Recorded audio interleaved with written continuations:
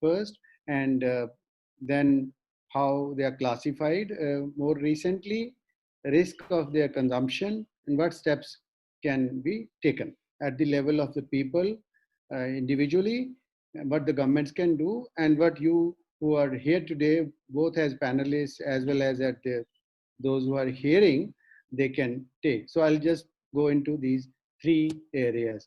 All this is based on a very recent webinar on this particular session called the webinar on 20th July on what do you need to know about ultra processed food. And we had a global uh, experts from Brazil, from Australia, from India, who are working on this particular area, which is not very new to us. In the last 6 years, we have been working on it. But for India, it is still a new issue that we need to continue to work towards reducing this consumption, as the title of the book says. So this is the website of the webinar where all the resource material people can download from. So you can use this link on the BPNI website. If you go to webinars, you will find this whole material which you can see here. So going quickly to what are the ultra processed foods and how the food groups are divided. It goes back about a decade that Brazil was struggling with the increasing obesity in the past 2 decades. In spite of the fact the consumption of oils and sugar was going down, but they found that this was, so the team of researchers from University of Sao Paulo and working on the epidemiology of nutrition and health issues, they looked into this whole and did research and found that consumption of the processed foods has been really making its inroads into the families, and these negative consequences on health were quite visible. That's where the NOVA classification, the NOVA is not a acronym, it's a name. It's a in vernacular terms, it means new. So a new classification emerged, which led to classify the foods according to the processing, how much processing industrially the food undergoes, rather than based on their nutrient content. So the first group, which is like divided the minimally processed or unprocessed. Now everybody can identify the fruits or vegetables or grains or nuts, milk, etc. All these, they are consumed in whatever form the people can, the eatable part of these foods are.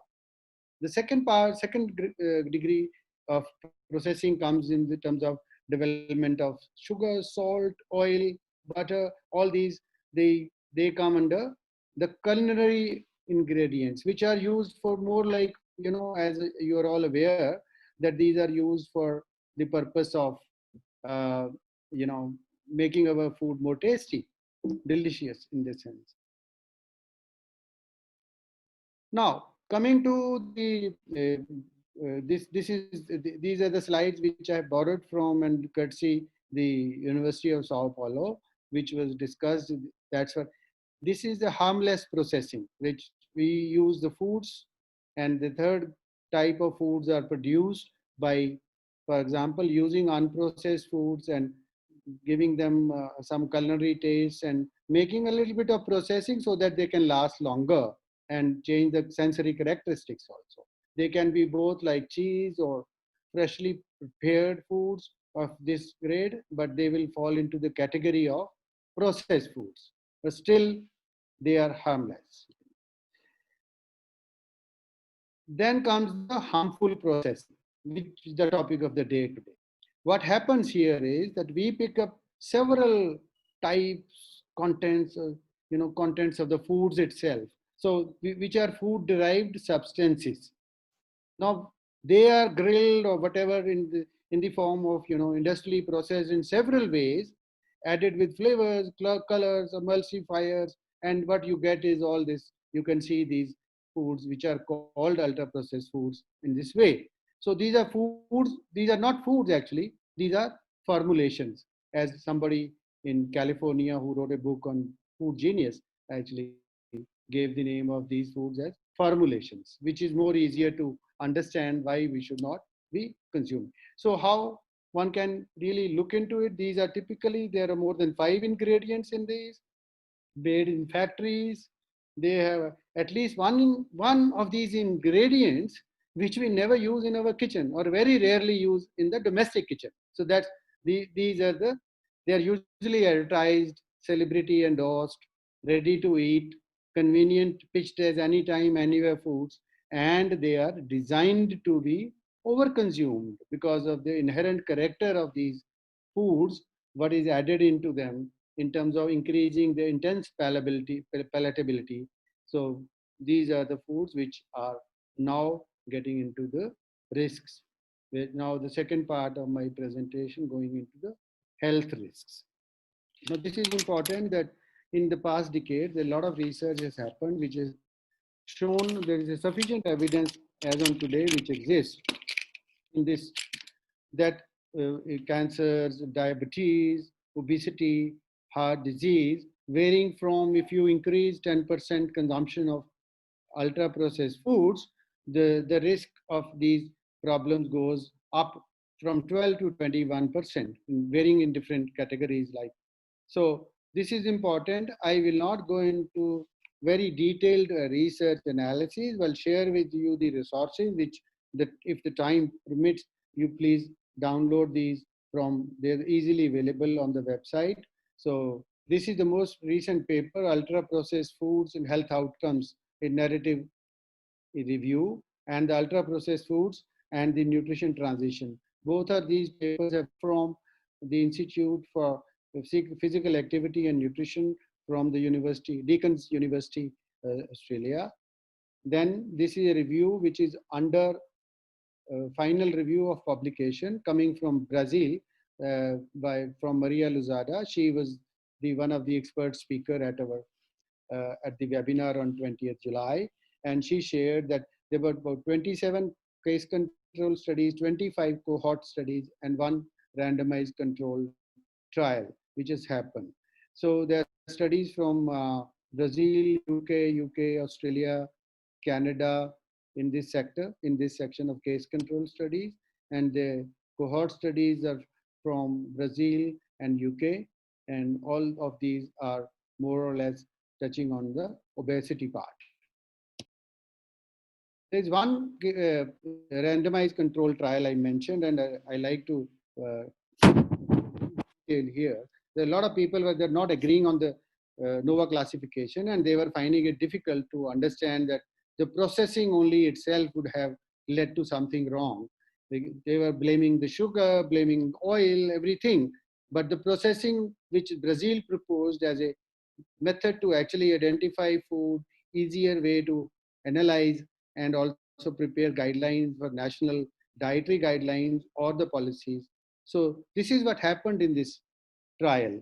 So in this, there were this trial happened in US and NIH conducted this trial. There were two groups of uh, adults around 30 years. They were given they were provided with this diet which was matched for calories, sugar, fat, sodium, fiber, and micronutrients.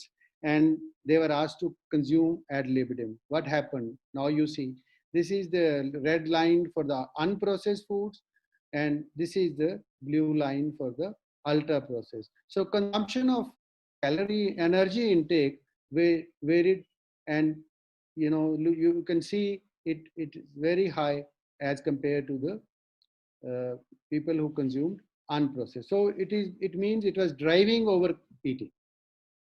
And based on this, then second finding can easily be explained that within a period of 14 days, they found that people who were eating ultra processed foods, they gained weight, and the others actually lost weight. So these are the findings of this study by Hall et al., which probably is one of the only randomized controlled trial available. So on this obesity part and overeating part. So these are the two critical factors which make these foods different. That this is not just consuming more calories or more sugar or more oil. This is the processing which is leading to the problem. So in a way, then the others are like cardiovascular disease, diabetes, and cancer. These studies are available ultra-processed food intake and risk of cardiovascular disease, diabetes. All these studies are available in a cohort. They were done in France. So one can go. Then more recent studies have also revealed about depression in these projects and in these cohort and prospective studies. Then it is also now the data is available that which also proves the point that ultra processed food has not only relationship to the morbidity but the all cause mortality also. Yet sales are rising. Currently, Deacon's University, we got data for India, which is the market data actually. It's not that India is not doing any surveys on this particular area at the moment, and there are increasing confectionery, and I picked a few. The data is for 25 to 30 products. So I'll just, for example, I show this is rising, and the projections are also even beyond 2020. If you see biscuits as well as confectionery rising. When it comes to drinks, this is the blue line is for flavored milky drinks. It shows a very small rise because this is in million liters. So it means that somewhere here it's about 1,000 million liters. So, but it shows the curve is rising here for juices and for carb soda drinks. So this shows that it is rising. It may not be as equal to the Western world where more than 50% diet belongs to ultra processed diet, right? In our country or in countries in Asia, this is still on a lower level, but the point is in the last 1 decade, it has shown a consistent rise. So it's doubling. In Americas, North America, it's actually started going down in the last decade, but in our region, it is going up. So that's why the India can certainly make headway towards thinking about this issue. I think the nutrition societies, the pediatricians, uh, all other health workers in public health, nutritionists, all the uh, policymakers, they have to start thinking about it. Otherwise, it is going to throw us in the same Western slot of obesity in next decade. Or what can people do individually? So one is that they can make their own thinking and choices. So for group one foods, they should be the basis of their baby or their baby's diet. Group two, culinary foods, they should be used in small amounts to create tasty, delicious foods. Group through three foods, the processed foods, we should use in limit and avoid ultra processed foods. Generally, people should identify whether the food is UPF or not before it's bought. People should be wary of the advertisements information coming from industry or celebrities. People should trust information sources which are trusted sources like WHO, Government of India, or public interest groups like NAPI. I didn't I didn't introduce what is NAPI is a nutrition advocacy in public interest. It's a think tank of 9 experts who came together 5 years back to advocate on policies on nutrition in public interest, along with BPNI. So what I'm saying is not that it's 100% guaranteed that everything will be okay, but in comparison to industry and coming from celebs, please trust. So people have to start thinking whom to trust the information for.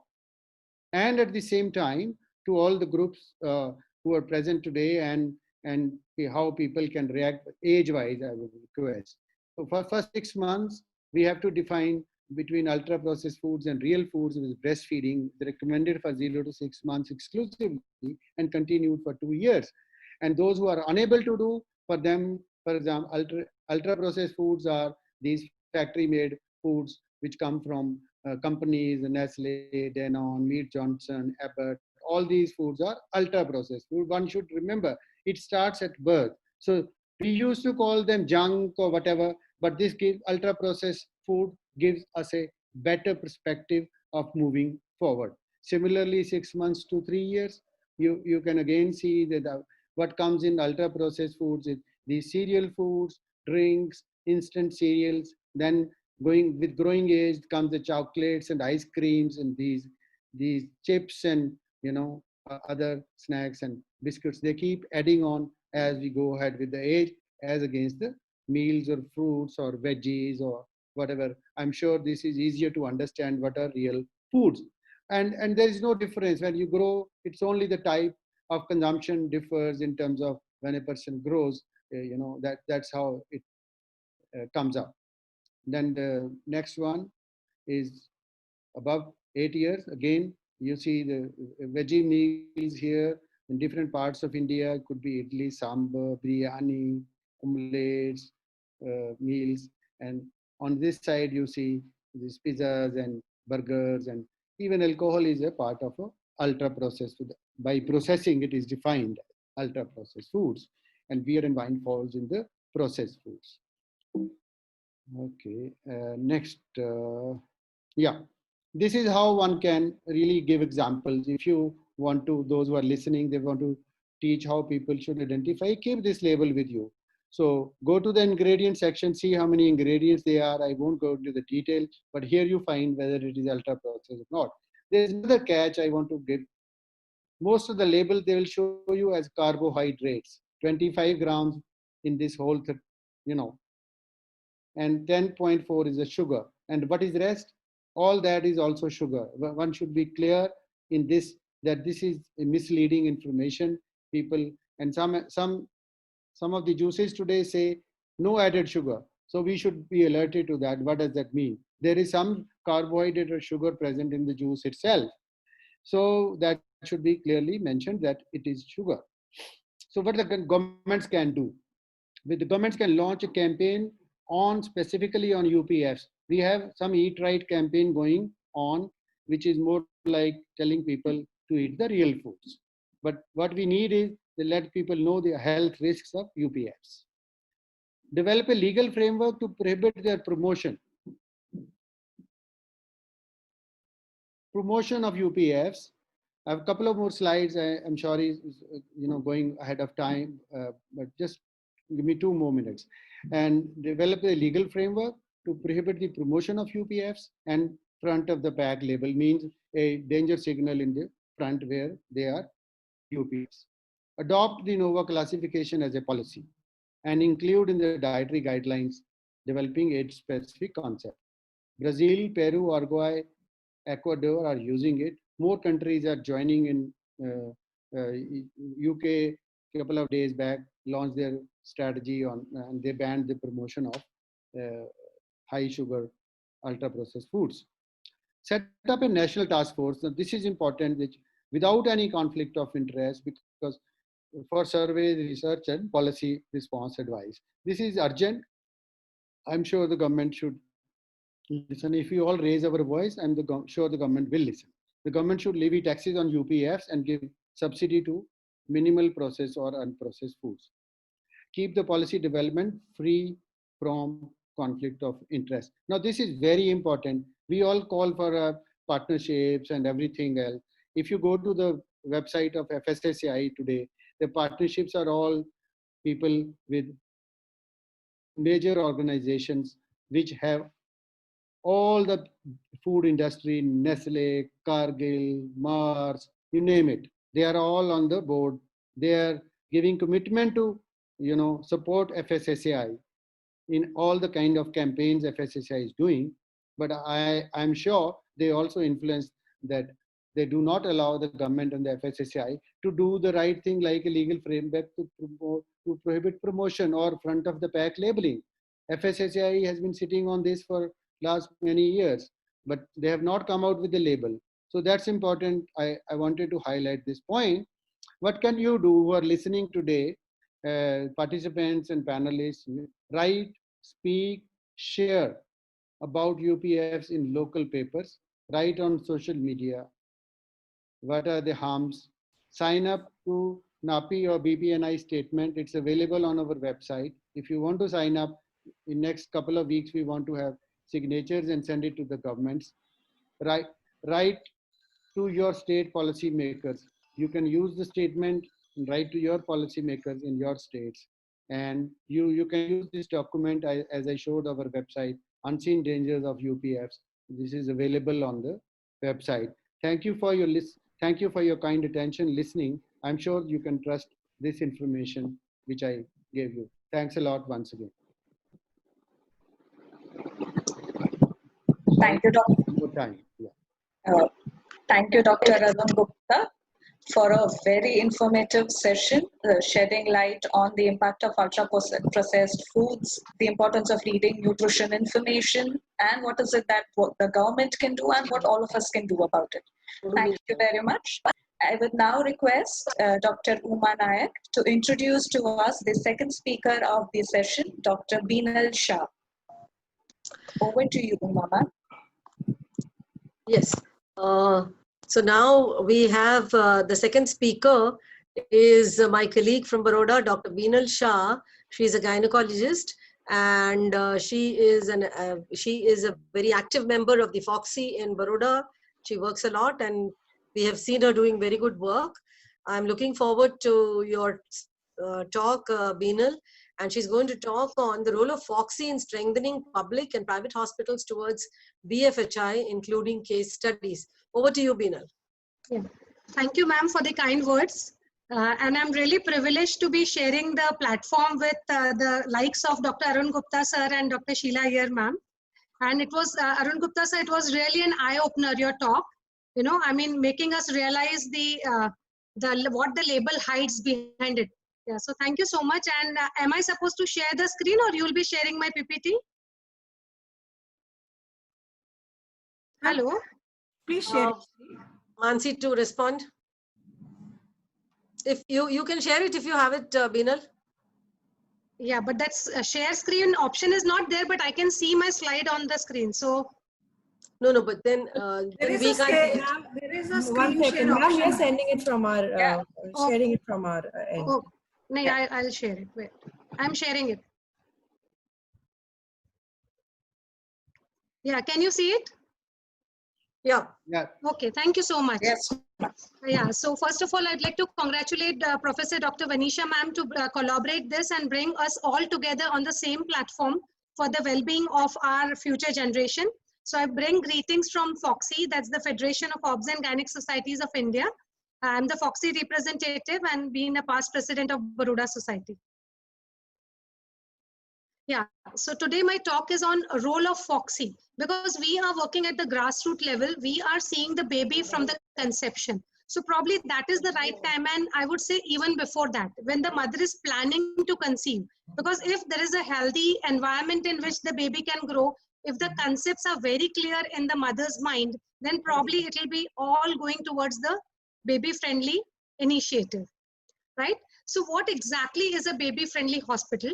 Now, the management and support of the breastfeeding in the maternity facilities has been named as the Baby-Friendly Hospital Initiatives. This was launched in 1992 with the aim of transforming the maternity facilities to provide a globally recommended standard of care. And a hospital can be labeled as baby-friendly by implementing the 10 steps to successful breastfeeding and complying with the International Code of Marketing of the Breast Milk Substitutes. So these are the 10 steps and they were revised in 2018. So we will go through the 10 steps. The 10 steps, the first two are the critical management procedures.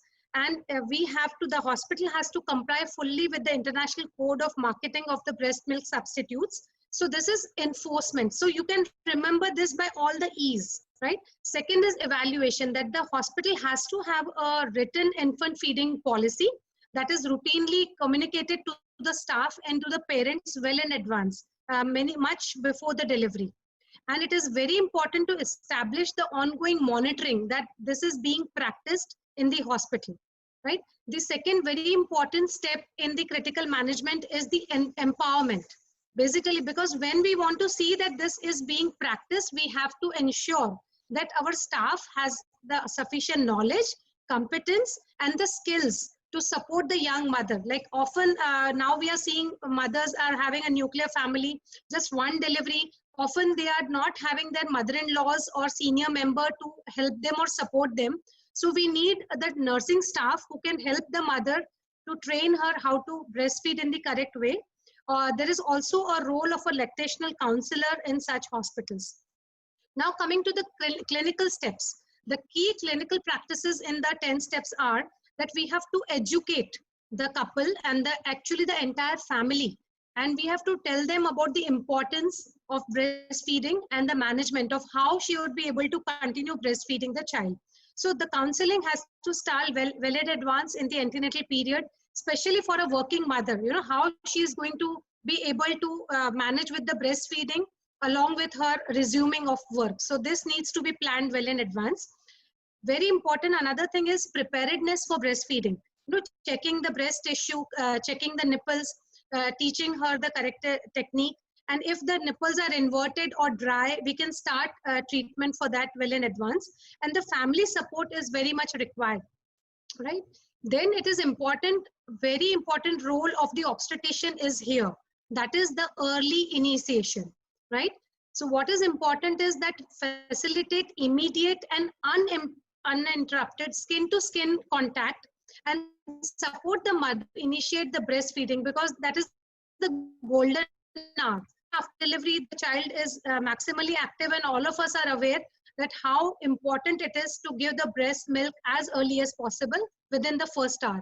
The nursing staff has to be trained accordingly, because the mother is in the immediate postpartum period. So she might be in pain or not all that well oriented, and she's not aware of how exactly the procedure is being done. Nowadays, we are promoting the breast crawl also. And especially for the preemies and the low birth weight, we are giving kangaroo care for the skin-to-skin contact and increase the breast milk opportunity. Next step in the key clinical practices is that we need to support the mothers to initiate and maintain, because often they initiate but then they lose confidence, there are some problems, and then they discontinue the breastfeeding. So it is important to maintain, and in case if she faces some difficulty, please manage it, right? If required, we have to examine the breast, what are the problem with the nipples. Even if required, we can express out the breast milk, but don't discontinue, right? So whatever postpartum ailments are there, for example, pain of the episiotomy of the stitches, all these need to be maintained so that they do not interrupt the breastfeeding. And common difficulties like retracted or sore or cracked nipples are to be managed. If there is inadequate lactation, proper counseling and reinforcement needs to be done that this is enough for your baby, and necessary steps need to be taken if there is any engorgement or mastitis. Next step, the sixth one in the key clinical practices is that do not provide breastfed newborns with any other fluid or food like gutti or honey, or those things are being given. So this needs to be, emphasized very much, especially in the mind of the family members, that exclusive breast milk and even few drops of cholesterol is much more than what they should not give any pre-lacteal feeds. So adequacy of the breast milk as a complete food needs to be re-emphasized, right? Enable and the infants to together. So that is rooming and easy placement. So as close as the mother to the infant, it will make our easier. Next important step, that the mother needs to be recognize and respond to the infant cues for feeding. And that is each and every time. She needs to be properly feeding on, not by any particular schedule or time. And the baby can feed as long as the baby wants. It is not minutes or 15 minutes, not like a timetable, right? Important to, counsel the mothers and not the use of feeding bottles or pacifiers or teats. So we need to educate them what are the harms of using the bottles, and we need to counsel them properly. And it is not important, especially for the obstetricians, like once the delivery is over, your job is not over, to ensure about the proper breastfeeding, and also coordinate the dish, and the baby is sucking well, and that entire mother baby unit is proper in a fit form to be discharged. So you need to coordinate the discharge so that the parents and the family keep on having ongoing support, and they know whom to contact in case of this encouragement. Now this important situations in where suppose the baby is having is very preterm, or suppose due to some maternal emergency the mother's milk is not available. In such situations the mother's milk banks are always there. Sheila Matley is going to talk about the milk banking because they have really reached a milestone in them. Congratulate them as well. So what is important is, as the WHO guidelines are there, that the maternal nutrition intervention has to be done in the antenatal period. Be sure about the well-nourished mother, and this mother will be definitely capable of giving proper nourishment to the baby in utero and even after delivery, doing about the health, the proper energy and protein intakes to avoid the risk of low birth weight or small for gestational age, proper iron folic supplementation, calcium supplement, vitamin A, iodized salt, and deworming, and especially in the worm infestation areas, and protein supplements, and also micronutrients. So basically a balanced diet is very important, and then also this needs to be continued. It is the same, so still you are responsible, so you need to eat well and properly because the baby is dependent on your breast milk. The benefits of colostrum needs to be emphasized, that the initially even few drops of colostrum can make wonders because it has a lot of anti-infective properties. It has a mild purgative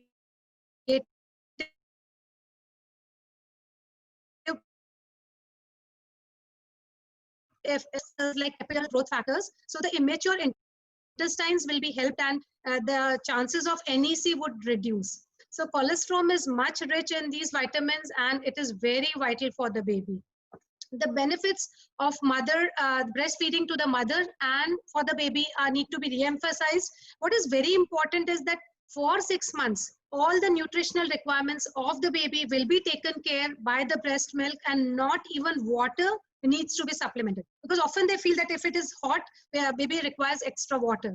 So till 6 months, if breastfed baby doesn't require any other supplement, and adequate calories, proteins, fat, everything is being taken care by the breast milk. After that, as half of the requirement are taken care by the breast milk, and from 1 year to 2 years of age, at least 1/3 of the requirement of the baby are taken care by the breast milk.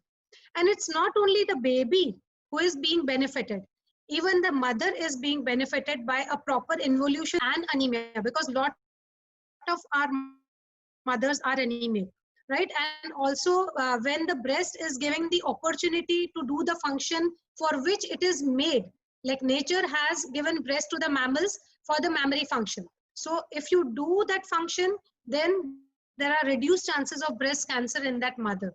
So these are the recommendations which we have already discussed: the immediate skin-to-skin contact, exclusive breastfeeding, and colostrum feeding. Now, especially for the obstetrician, these are the critical points. Critical contact number 1 is in early labor. Right, in early labor, as I already said, that we need to get the pre-lactal feeds are harmful. So please don't give any honey or batasha water or anything. The family members and the nursing staff is instructed. So as soon as the delivery will be resumed. So this way the mother needs to be counseled. So that is critical contact number 1. That is during the labor. Second is immediately after delivery. The mother needs to be supported or encouraged for the breastfeeding. At that time, if required, the nursing staff can help position the baby as early as possible. Only in certain situations where the pediatrician or the neonatologist says that some other, suppose the baby is distressed or anything, then we might, withhold. Otherwise, this is practiced and should be practiced, and skin-to-skin immediate contact and rooming in. In case of spinal or epidural analgesia or anesthesia, breastfeeding may within the first hour of the delivery. If general anesthesia is administered, still mother can breastfeed, but there needs to be a caregiver or somebody who can support the baby well. Or else, if you want, you can wait maximally for 4 hours till the mother herself is alert. But in most of the situations, we do not require to wait, and we are giving the babies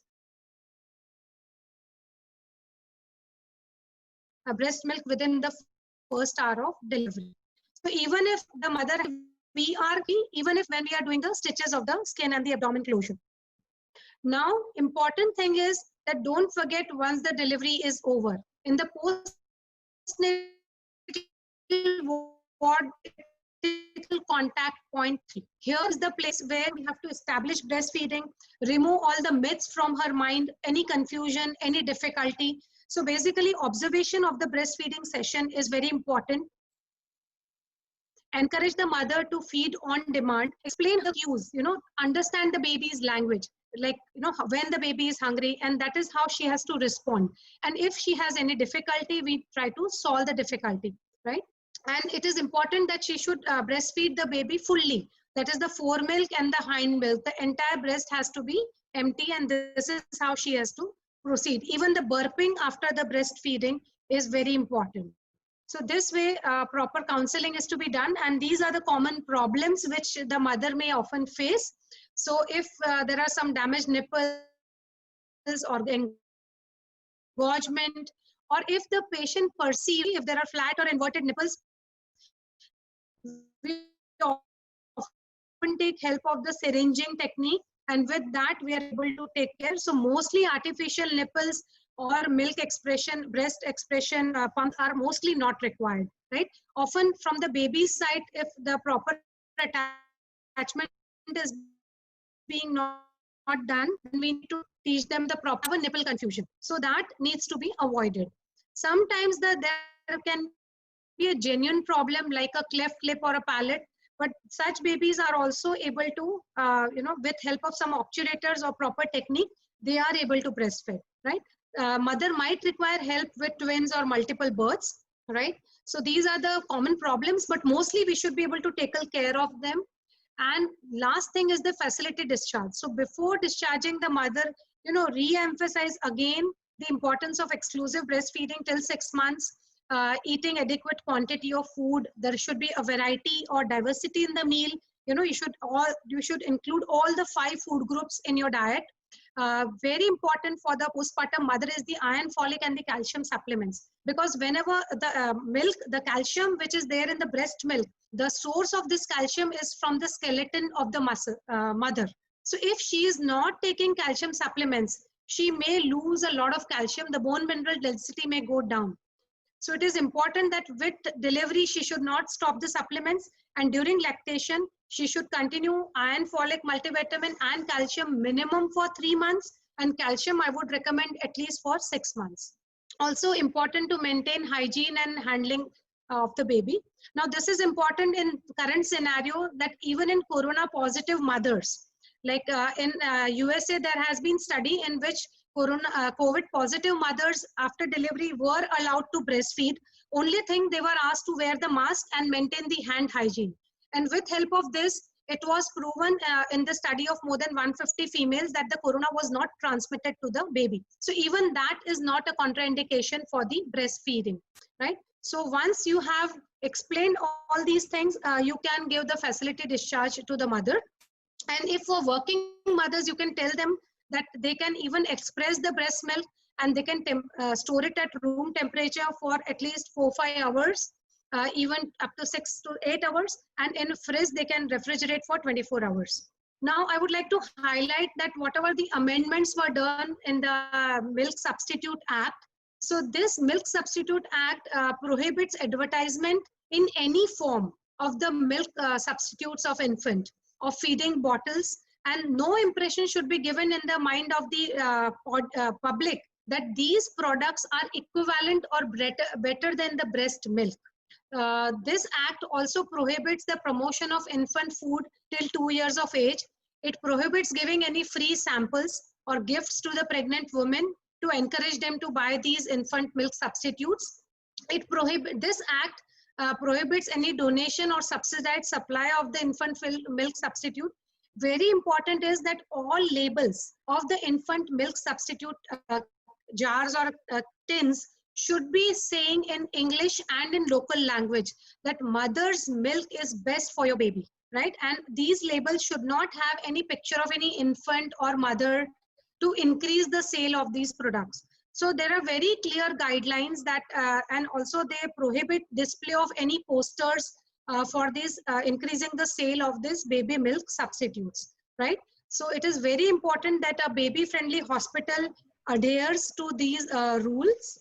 So how we can be a breastfeeding champion? So to all the healthcare providers who are listening to this talk, we all should get together and strongly promote breastfeeding as the safest, healthiest, and most nourishing method of feeding every new and expectant mother and every newborn. We should support early initiation of breastfeeding within the first hour of birth. So all the obstetrician, like in FOXY also, we are promoting this, that all the obstetricians should promote exclusive breastfeeding for the first 6 months and initiate as early as possible. Express breast milk can be used, that we've already discussed. The IMS and the acceptable medical reasons only are to be used for the use of breast milk substitute. Otherwise, the substitute is not to be used. We should inform the mothers about the hazards of the nipples and bottles being used, and we should not accept any sponsorships for conferences or workshop for the breast milk substitute promotion, right? So then this can make us the breastfeeding champions. I would like to, in very short, I would like to discuss about the myths about breastfeeding, because often we are in contact with the mother more often, so we need to demystify these myths so that the breastfeeding can be promoted. So often they think that gutti should be given after birth. So gutti suppresses the hunger, it inhibits the sucking reflex, and it decreases the production of breast milk. So it is totally unscientific, should not be given. Often the mother feels that for few days after birth, the breast milk, which is very less in quantity, is not sufficient. So this is the myth in the mind of the mother and even the relatives. They feel that badak bhukhu rahe che, this is not adequate. So we need to tell them that colostrum, the initial few days, the milk may be small in quantity, but it is very rich and it is sufficient for the baby, and only that should be given. Again, another myth is that the pre-lacteal feeds are necessary, so we should discourage the pre-lacteal feeds. One more myth in the minds of people are that many women, especially women with a small breast, will not produce enough milk. So this is which we should demystify, that baby is getting adequate milk, and this perception that the milk supply is insufficient is wrong. So just keep helping the baby and the mother. More the baby will suck, more milk will be produced, and it should be adequate for the baby if the baby is urinating well and gaining weight properly.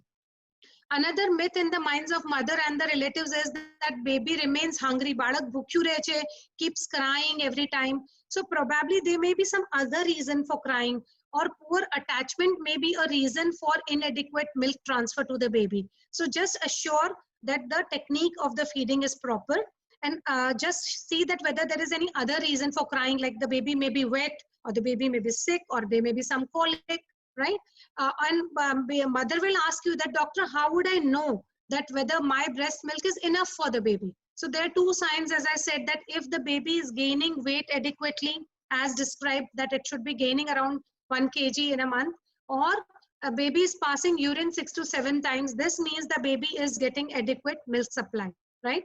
And milk production is definitely not related to the size of the breast, right? The breast tissue, the extra breast tissue size is due to the fat, but the lactiferous glands or the milk forming glands are adequate, and that does not have to do anything with the size of the breast. Often the young mothers feel that the primiparas feel that the breastfeeding will be a painful procedure. So it is not at all painful procedure. If there is pain, probably the technique is wrong or the nipples are sore. So please check that. The confusion in the relatives' mind is that especially in hot weather like in Gujarat, the baby requires extra water when the baby is on exclusive breastfeeding. So again, this is a misnomer. Breast milk has 88% water, and that is enough for the thirst of the baby. So no extra water. Again, a confusion in the baby relative's mind and the mother's mind is that if the baby has diarrhea or vomiting, stop breastfeeding. On the contrary, continue the breastfeeding, because it is the best medicine. It has the Bacillus lactophilus is there in the breast milk. So it also has the epidermal growth factors. So it is best if you continue giving the breast milk, the diarrhea would subside on its own. So breast milk should not be withheld. Even if the mother has some infection or disease, In most of the infection and disease, we can continue breastfeeding. So in case of any confusion, she can contact her doctor. In certain situations in HIV positive mothers, in certain situation, we need to weigh the risk versus benefit and accordingly advise the mother about the breastfeeding. Again, a myth is that a mother should wash her nipples each time before feeding. Definitely no. A regular bath, a daily bath is enough. Every time washing the nipple will make the skin of the nipple more dry. And plus, the sterility of the water is also questionable, so it can, on the contrary, spread some infection. For the obstetrician, everybody who is hearing would agree to me that a mother will not get pregnant when she is breastfeeding is a total misnomer or a misconcept.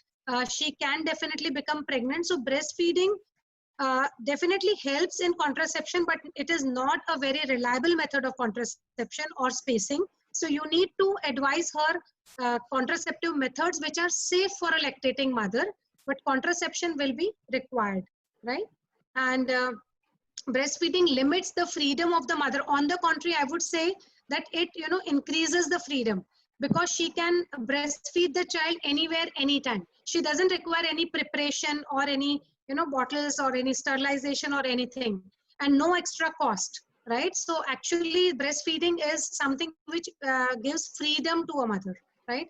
Again, a misnomer, especially in the youngsters, is that breastfeeding ruins or disfigures the shape of the breast. So this is wrong. Breast will sag for many reasons. First is aging.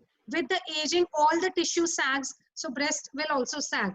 There is the body type, there is genetic. Actually, sudden weight loss also leads to sudden sagging. So it is not breastfeeding which causes a sagging.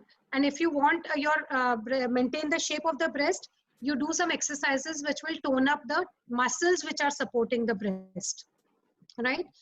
Often the misnomer in the mother's mind is that it is easy to bottle feed. So let me start introducing the bottle to the baby so that when I require, the baby will accept it easily. Suppose a mother wants to resume doing job. So she thinks that let me start training the baby with the bottle. But actually this is a misnomer. This will cause nipple confusion in the baby's mind. And this will increase the chances of infection or diarrhea or pneumonia or respiratory infections in the baby. And actually it is not. So bottle feeding is not to be at all promoted. A very common myth in people's mind is that the modern breast milk substitutes are of the same composition as the breast milk. Nothing can substitute breast milk, and anti-infective properties, bioactive factors cannot be added, right? So this breast milk substitute can not come at par with any kind of formula. So I would like to share with all of you on this platform that FOXI, our federation, is also celebrating the breastfeeding week right now from 1st to 7th of August. And we have labeled breast milk as the elixir of life. And we are conducting pan-India awareness talks, newspaper articles, radio and TV talks, and community connect programs. And we also have a slogan and poster competition for all our members. And we are also spreading awareness by the digital platform, that is the iMums app. And I also bring greetings from Dr. Sneha Bhuyer. She is the chairperson of the breast committee FOXI. So dear friends, this is a 1 week of celebration, but actually, as Dr. Vanisha ma'am had also discussed with me, that this is something which has to be incorporated deep in hearts of everybody and minds of everybody, and this has to go year long, right? So once again, congratulations for a very wonderful virtual symposium, and it is ensuring a maternal nutrition and successful breastfeeding is not the sole responsibility of the mother or the couple, but it is a societal responsibility. So let's all get together, join hands, and promote breastfeeding. Thank you so much.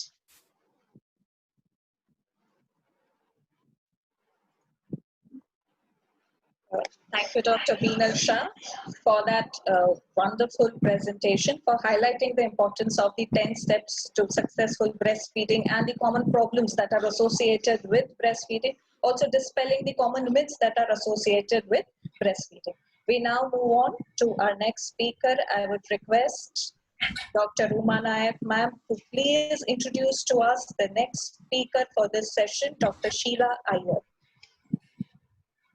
Thank you, Mansi. So I have the pleasure of introducing Dr.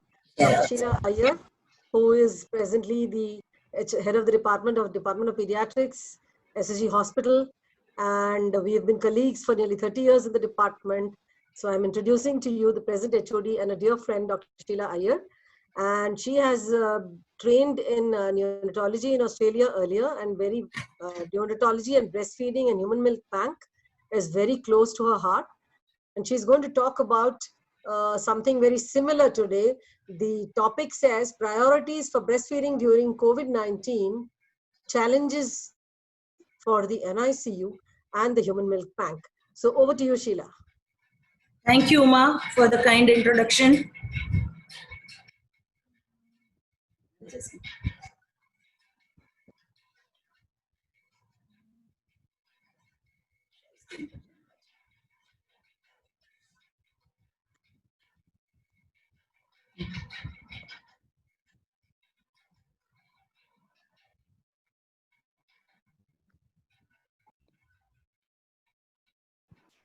Good afternoon, everybody. Am I audible? Yes, you are. Yes. Yes, Audible. Vinal, congratulations and thank you so much, because we all need to move on that line to really get Baroda the city with most baby-friendly hospitals, as well as most of the babies in Baroda are breastfed. Yeah, so we need to work together on it. And yes, that's a great thing that we all are thinking about. The subject that I have to deal today is the priorities for breastfeeding during COVID-19, challenges for NICU and human milk bank. Anytime any epidemic or a challenge comes, usually the worst affected are the mother and the babies. And same was the thing that when we started with the pandemic, all of us thought that probably we're going to have a lot of problems with the mothers and the tiny newborns as well as pediatric age group. But probably the 4 months of pandemic, and it has been showing us that no, they are not the worst affected of the pandemic, but the other factors are having an impact on him. And probably what we are looking at our MDGs or goals to have better neonatal mortality and good IYCF practices, it's having an impact there. Breastfeeding has been one of the best investment. I think none of us disagree on that, for saving newborns and infants and improving the health of children, as well as having better social and economic development of individuals and nations. So that's one of the best thing. I think none of us disagree on that. The challenge that we have is how do we optimize it? How do we prioritize it and make it near 100%? That's where the challenge is. And on top of it, we are dealing with a pandemic which has almost made standstill most of the things, like education, like other routine life, everything. So the worst affected again have been the newborns. Challenges of newborn care in India, born to both COVID and non-COVID, remains the same. That's something which we have learned after 4 months of pandemic. They need different approaches within the states, within your own hospitals, and even in the district to address with. So each one of us will have to remember the diversity and the restrictions or the resource crunch which we may have, and exactly may not have all the necessary support system. Still, we need to see to that we don't diverge from our own practices.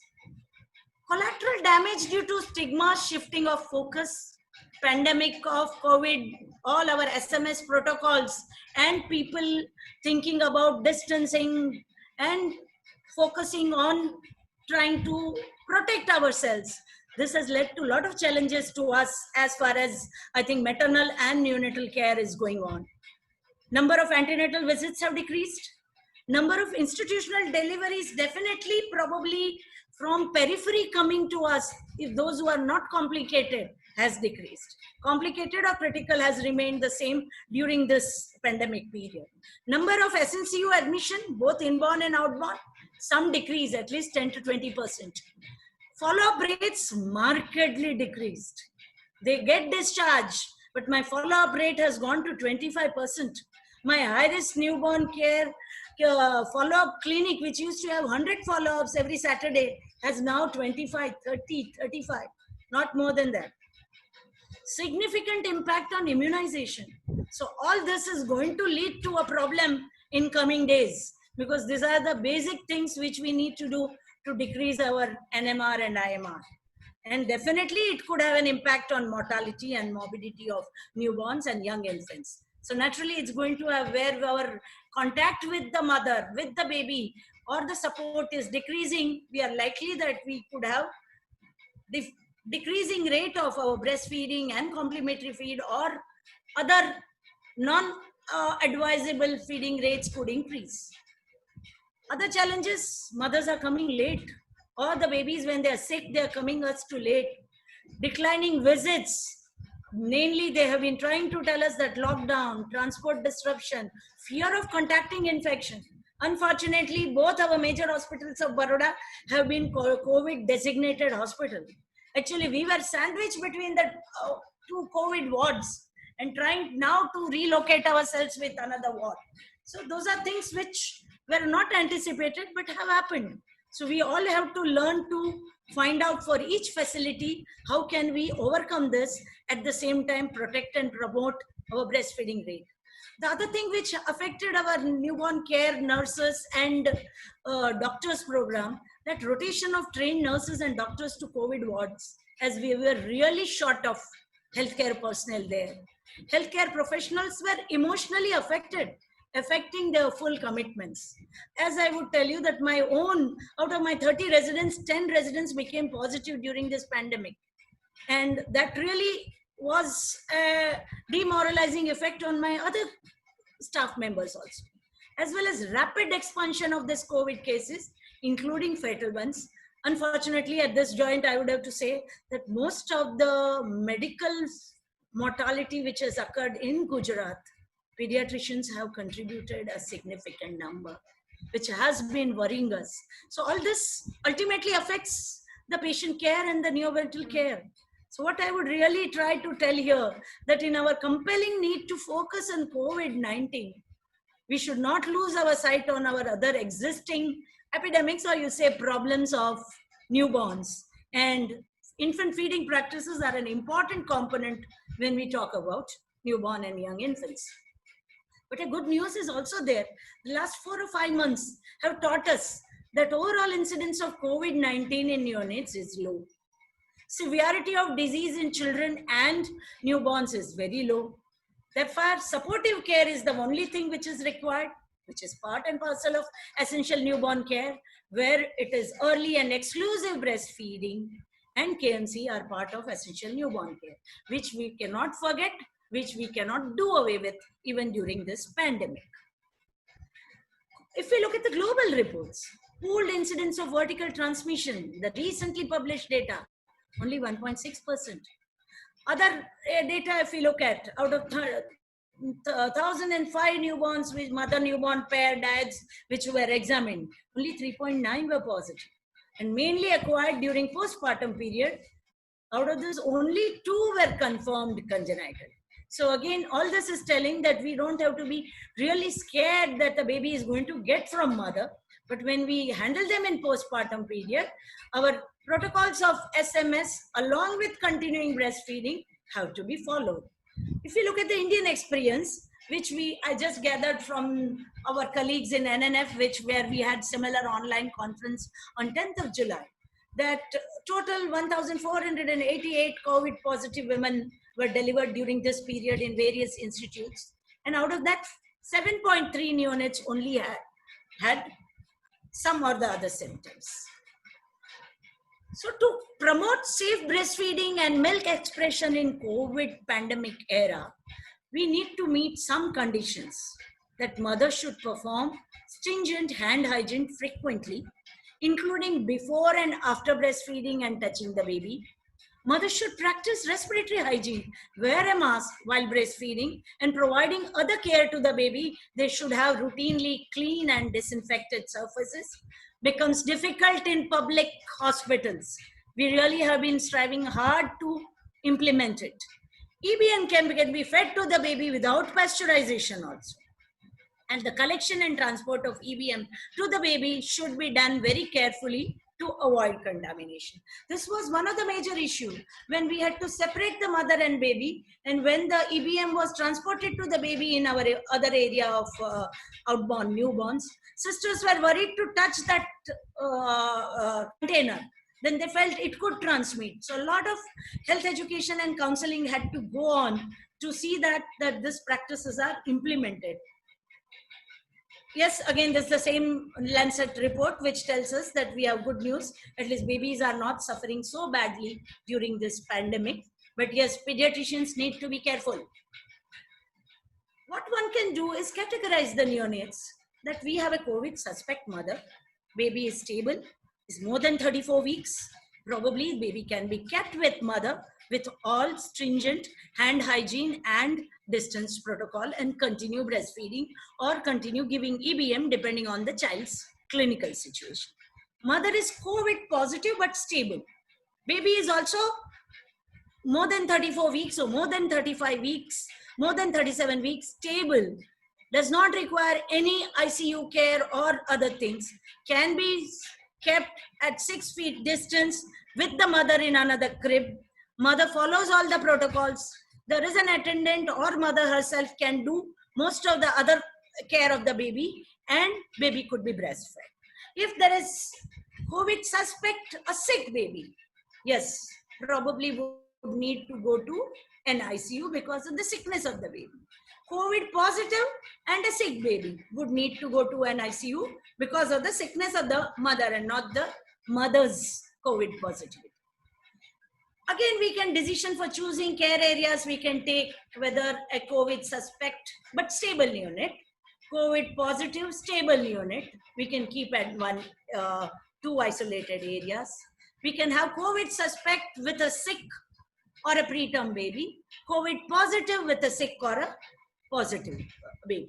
So room in with mother in a postnatal ward, it took us time to get a designated area, because we were short of space and mothers were kept with all other COVID positive mothers, and we had to initially separate babies from the mother, though baby and mother both were well. For suspect, we could definitely do with them. Similarly, well baby COVID ward has been now created, and we are trying to keep the babies with them. While babies who are sick, naturally we had to shift them. This is something organizationally one should do in SNCU, that you have a donning area, your NICU is separate, you have a counseling area, and you have a dolphin area. This is long back, very early part of our COVID pandemic, but WHO gave us a decision tree for us to decide and when to breastfeed and how to do the alternative feeding in such cases. And most of it is in support of feeding the baby, even though the mother might be positive. So what do we do if a mother is a suspected or a confirmed case of COVID-19? If no, then support mother to breastfeed as we do it routinely. For newborns, initiate breastfeeding within the first hour after delivery, as Beenal had already narrated all the normal newborn protocols for breastfeeding and skin-to-skin care soon after delivery. Less than 6 months, support exclusive breastfeeding up to 6 months. For children more than 6 months, continue breastfeeding and safe and healthy complementary feed to be introduced. Do not separate mother and baby has to be repeatedly emphasized, because in early part, everybody thought that the baby is going to get infected because the aerosol spread was the major route of spread. Advise mother to wash hands frequently with soap and water. Use alcohol-based hand rubs before touching the baby. Regularly clean and disinfect surfaces that you are touching.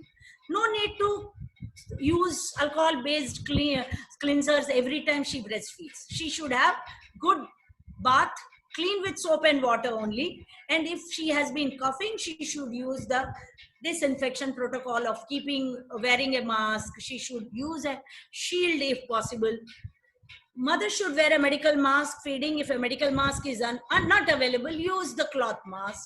Sneeze or cough into tissue and immediately dispose of that. And chest should be washed with soap and water if coughing on it. Breast does not need to be cleaned with alcohol-based rubs. Support mother to breastfeed. Again, at every point, I think we need to remember that. This is some of the pictures that we have done in our camps, because we've been catering to all those LBW and VLBW babies. Mothers have used their clothes which are washed as this. We have continued our KMC. We have used shields, especially in positive mothers, while she is giving KMC to her babies. Similarly, while feeding also, she could use them. Again, mothers giving KMC to these babies.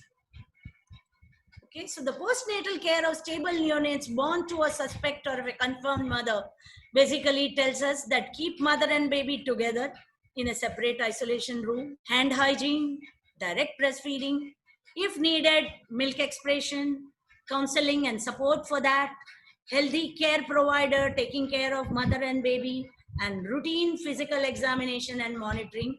The healthcare personnel has to take all his precautions, because for a pediatrician, it's the adult contact of these babies who could disseminate. So their health and their protection is also important, which has to be taken care by all people who are looking after these babies. COVID-19 positive. Is mother able to express breast milk? She's not sick. She's not admitted in ICU. Then she could express the milk, and then it can be without pasteurization directly can be breastfed. So, and revert to direct breastfeeding as soon as the mother is well. And we have been doing this is, as soon as mother is well, we room the mother with the baby for at least couple of days before she goes home, so that she gets confidence in directly breastfeeding the baby. So what one feed, if mother milk was not available, use donor human milk.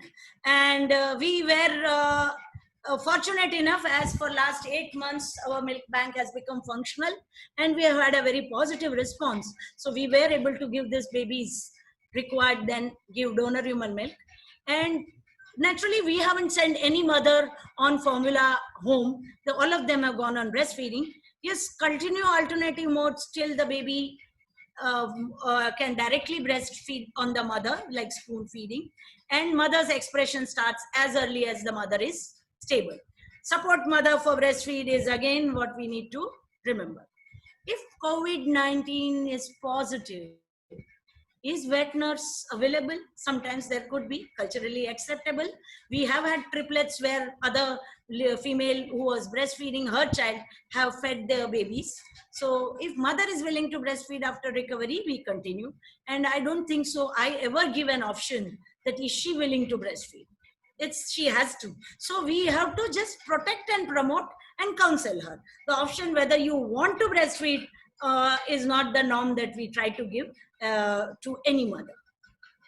These are some, like this mother was positive, was because she had an abnormal coag profile and other things, stayed in ICU. Because of that, we had to keep the baby away for some time. Once she was stable, our nurse has been helping her, baby is put to.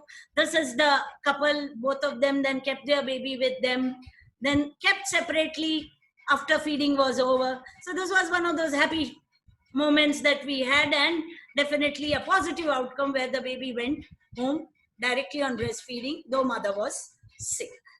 Okay, so basically one looks at the rooming in practices and feeding schedule that you need to do it is, yes, all your lactation counselor, or your nursing assistant, whoever is with you, mother, all of them need counseling.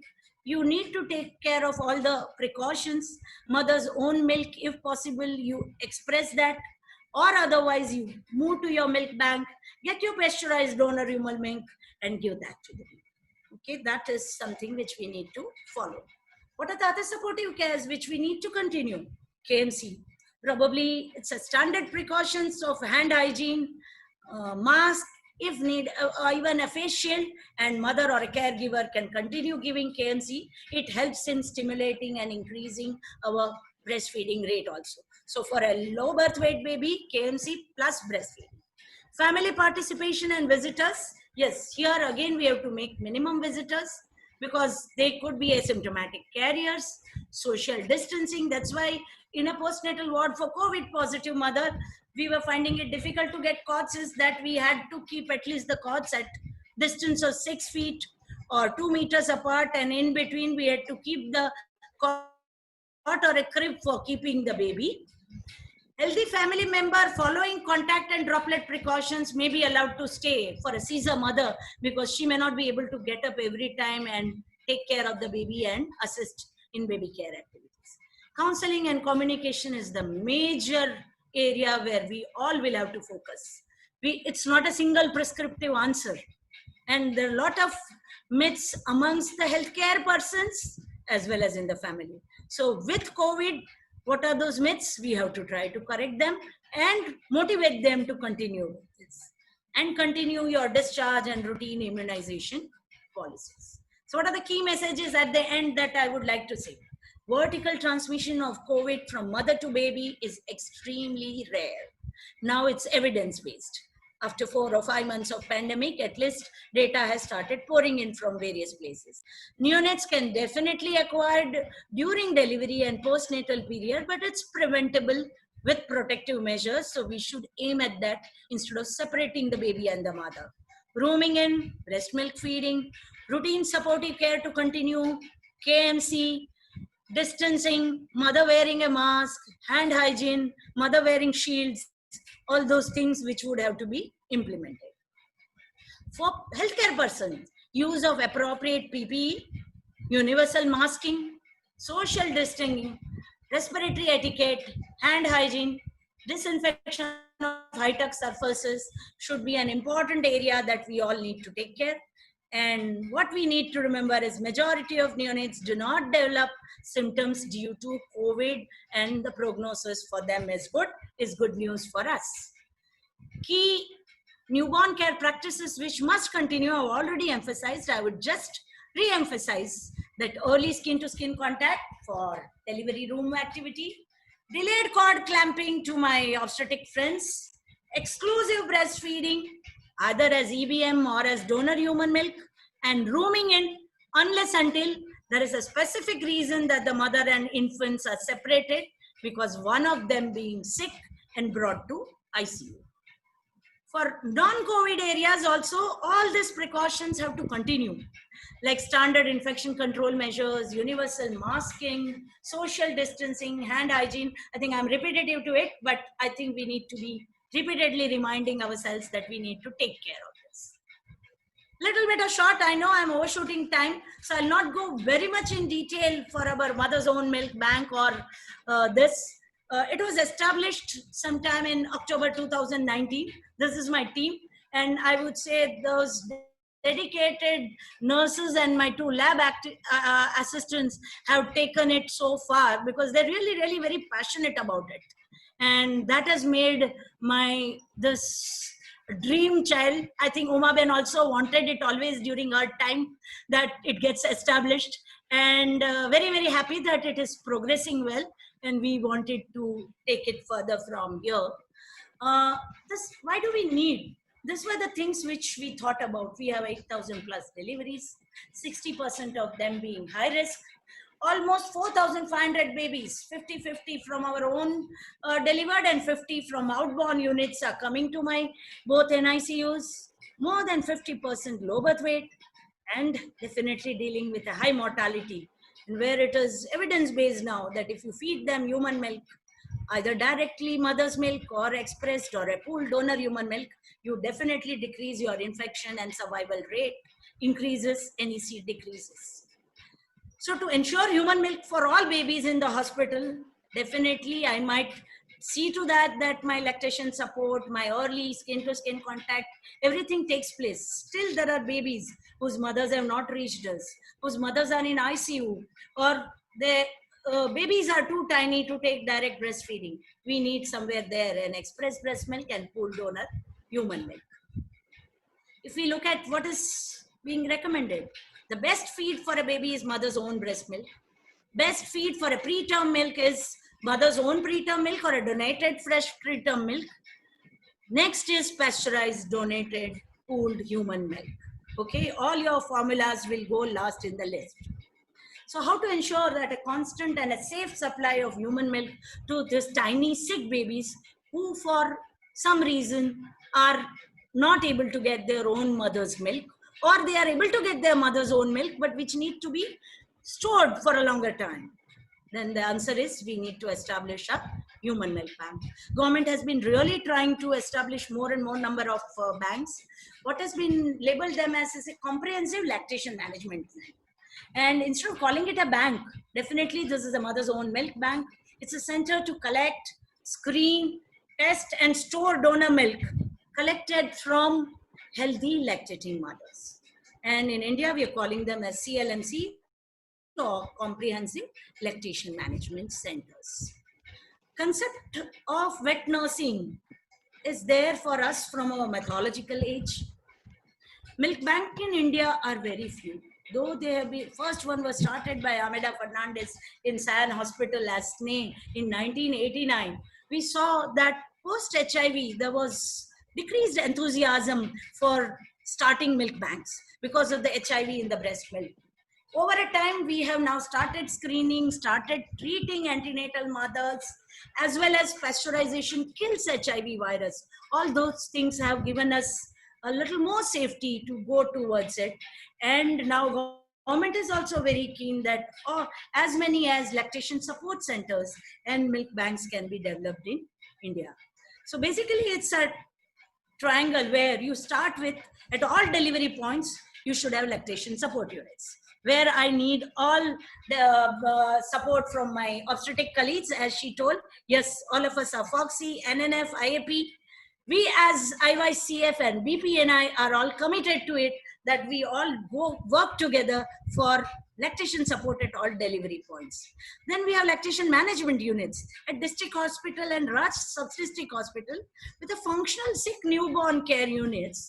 What we can do is they can express, collect it, pull it in a refrigerator, and have a transport system to take it to the nearest milk bank, get it pasteurized and get it stored.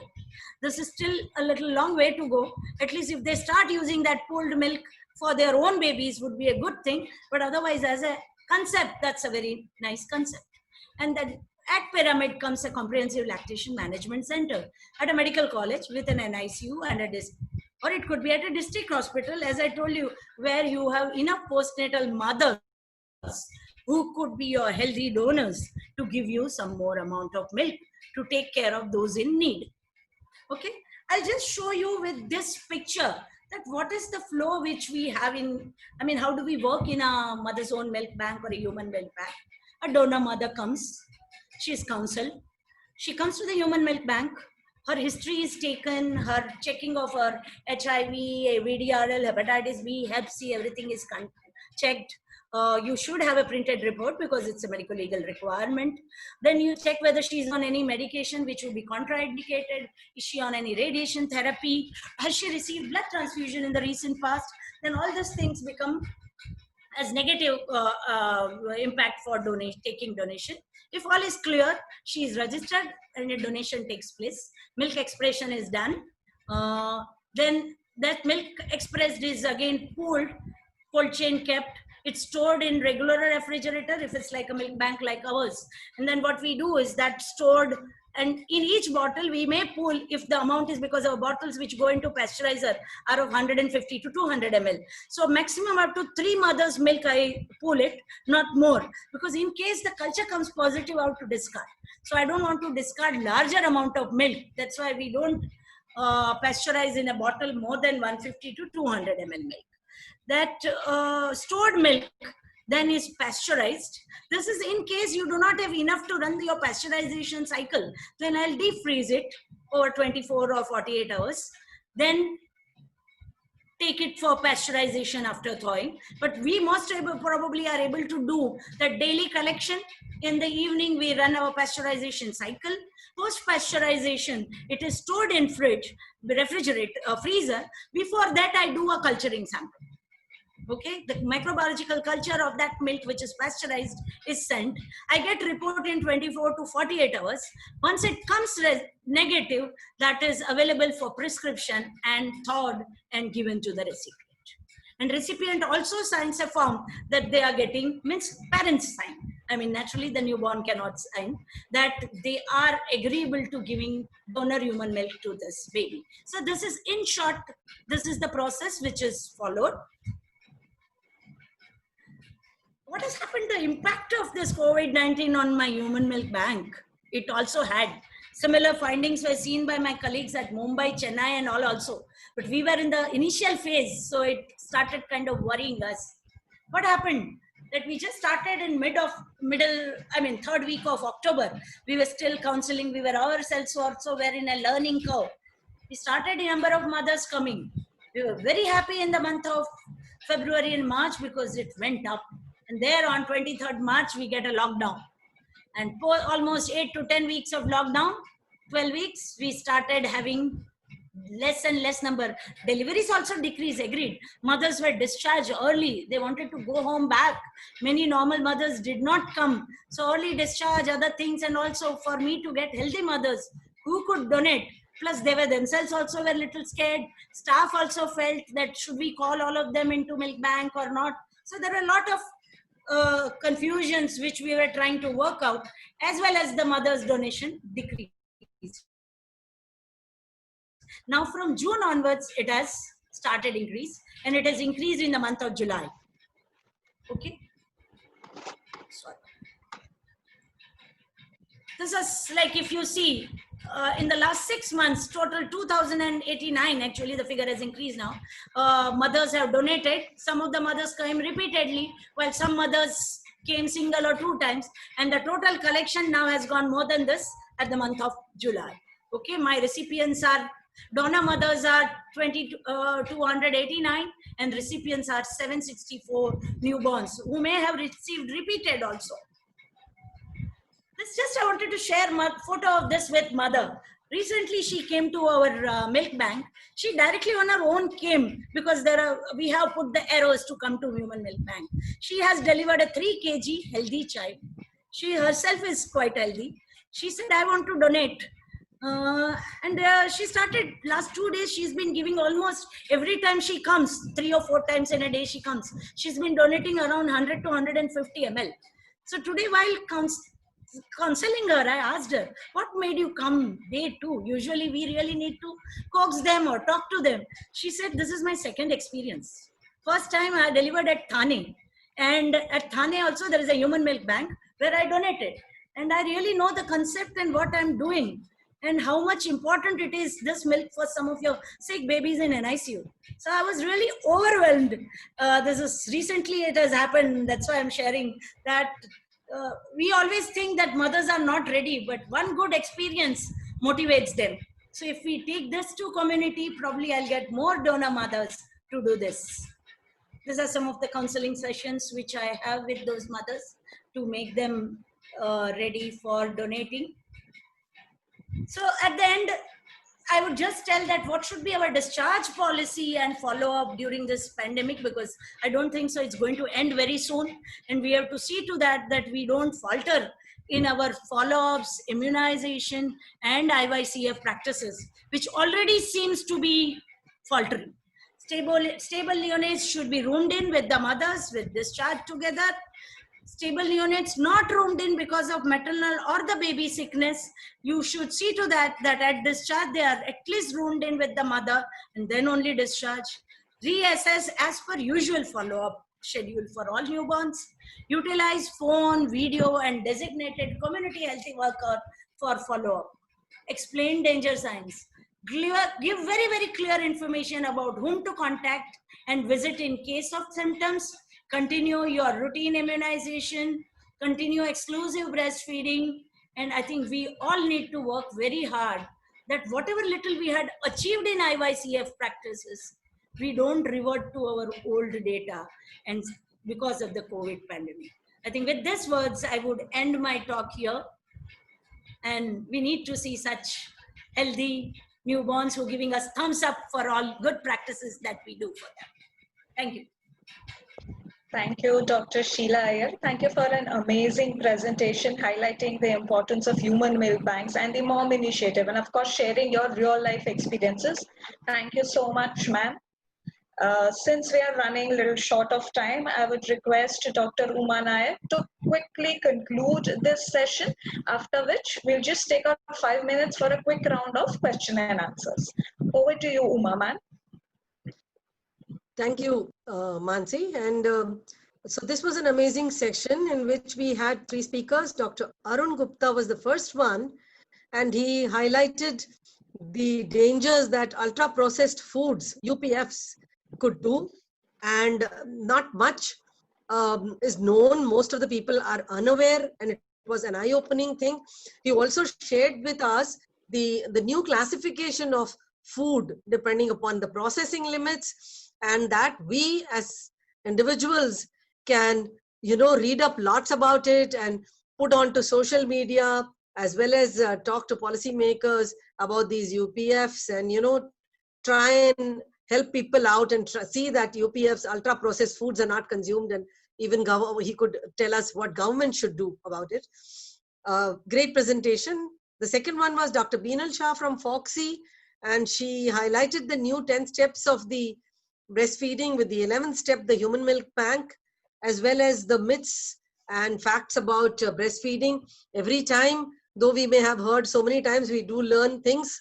And she also talked about the critical contact points where the obstetricians can help out in promoting breastfeeding. And last was another amazing presentation by Dr. Sheila Iyer, and she told us the hands-on experience of the COVID-19, the good news that the newborns usually don't get infected, and the challenges faced by the SSG NICU, as well as the human milk bank, which had its own set of problems due to the COVID, and now that they are getting back, and that was really amazing. So I think the 3 speakers did their job very well, and we all learnt a lot. Over to you, Mansi. Thank you, Dr. Rumanayan. Thank you so much. It's time for the Q&A session. We'll just take 5 minutes for that. I would request all the panelists to please turn on their videos. And I would also like to invite Dr. Arun Phatak, if he is there with us. Could he join us for the Q&A session? Also, Professor Meenakshi Mehan, Professor Vanisha Nambiar. We have a few questions in the Q&A sections by the participants as well. So I think we could begin by just taking those questions. I'll just read them out. There is this one question which is not addressed to anyone in particular, but just seems to be a general question for all these speakers. The person asks, if anesthesia is given to the mother for delivery, can the drug pass on to the infant during breastfeeding, which is done within 1 hour of birth? So can we have the comments of our panelists on that? I think Beenal and Sheila should take up, yeah. Sure. Most of the time, mothers who are given anesthesia for C-section are given on spinal or epidural. So that just doesn't become a contraindication for immediate skin-to-skin contact and baby being put on breastfeeding. And even if general anesthesia had to be given, it really, even for the baby to have impact before that the baby gets delivered, and breast milk showing its effect is hardly there. So it's absolutely safe to put the baby on immediately on breast of the mother, even though mother has been given spinal or epidural anesthesia, or even if it's a general anesthesia during an emergency situation. So I would agree to Sheila ma'am that most of the procedures we do is under regional. So there is no contraindication, and even in general anesthesia, the only thing is that the mother is not alert, but we need some assistance to holding the baby. But otherwise, breastfeeding is to be given. Okay, thank you so much, Dr. Sheila Iyer and Dr. Beenal Shah. The other 2 questions that have been raised are addressed to Dr. Beenal Shah. I'll just read them out, ma'am. Yeah.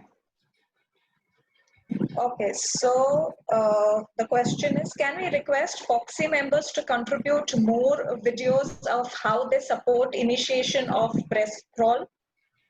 Right, sure. So we can do that. I can share the videos with Dr. Vanisha ma'am, and she can circulate in the forum. Okay, thank you so much.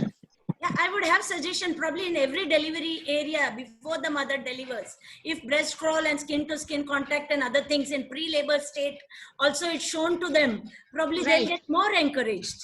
Yeah, So you are in the very right. late part of her pregnancy, when she's almost due and when she visits you, that now you might have to get admitted in 24 or 48 hours. So what Right. would it mean like in labor and postnatally immediately, what would you do to your baby?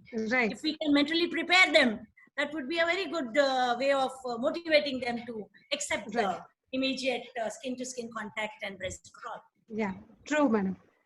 That would be really nice. Thank you so much. The last question, again addressed to Dr. Beenal Shah. Yeah. The question is about many mothers. You were talking about myths. So there are many mothers who believe that after breastfeeding, it leads to colic. So in the baby, is this really a problem? No, it's not because of the breastfeeding, but basically the technique, and especially if the burping is not done adequately. So if the baby is burped well, that helps to break the air and that will reduce the chances of colic. So that is a myth that breastfeeding does not lead to colic, but it is probably the technique or inadequate burping which can lead to colic. But still we have knowledgeable people here if they would like to add anything, Sheila ma'am or anybody. Infantile colic has its own, but it is never related to breast milk, or it's my milk which is a problem. That's why the baby has colic, because evening colic between 4 to 6 weeks or 6 to 8 weeks is quite a common thing, but we really need to counsel the mother for it, how to deal with it. And even if she has a myth, it's our responsibility that we get that myth out of her mind, that we think that he eats this, the baby is getting colic. So it's, I think, more and more of counseling required from whoever has been the pediatrician or the caregiver postnatally with the mother and infant diet. So yes, definitely from obstetric side, because many times they come for that 6 weeks visit, again re-emphasizing and supporting them to continue breastfeeding and telling them that colic is not related to, probably will add an further confidence of us continuing it. Thank you, Sheila ma'am. Thank you, Beenal ma'am. Thank you. These were the only questions. If the panelists would like to discuss anything else, otherwise we would move on to our next session. Thank you so much. Thank you. I just want to say thank you to Sheila, Dr. Sheila Iyer, Beenal. I think it was a very, very enthusiastic, very passionate session. And we can see the passion that you have in, dealing with these issues, and with, in hospital situation, how much of load is there. Still, you're able to invest your time in this. Thank you so much, Dr. Sheila. And thank you, Dr. Beenal, for being there. Thank you, ma'am. Thank you, Dr. Nayak, as well. Thank you. Thank you so much. Thank you. Can I add a comment here that it's wonderful to hear both presentations, and it's really encouraging to see that so much work is being done out there in the field. I would like to respond to the BFHI part, particularly Beenal had shared about, and wonderful to see sharing the new 10 steps, which probably still needs to go out in our country. The 1998 onwards, the BFHI got into, a dustbin, I would say. And after, we haven't been able to revive it. But 2016, Government of India launched the MA program, which is so-called BFHI, till it gets into its full shape. So the assessment of hospitals and how they are performing and how they should be performing in terms of including outcomes, like for example, what percentage of babies are initiated breastfeeding and given skin to skin out of 100 babies born in that particular hospital. Such kind of measurements, how many babies formula in the hospital, and if they used, why. This measurement is not done in our hospitals. So what BPNI has done in collaboration with WHO and Government of India is developed a testing tool for self-assessment and then for external assessment. So we are developing a digital platform for that, and we will approach you as in link to what we can advise, give technical advice to hospitals. You are doing great job. There's so many out there in the private sector or more than the government sector. Breastfeeding fails for nothing. for no reason it fails. You know, we did World Bank did a study last year in UP, and we found more than 90% there was, a failure of breastfeeding, not even talking about breastfeeding during antenatal period. So that reminds me that where BPNI and FOXI could work together here in terms of getting a formal antenatal session. So FOXI should ask the government to issue a notification towards that out of the 4 antenatal sessions, particularly in the second, third trimester, one should be devoted to breastfeeding counseling, and it should be monitored also. It should be recorded that it has been done and what has been the mother's experience after that. These are research questions for us. And lastly, just one more second, and on the training part. BPNI has developed extensive training program right from its birth 29 years back.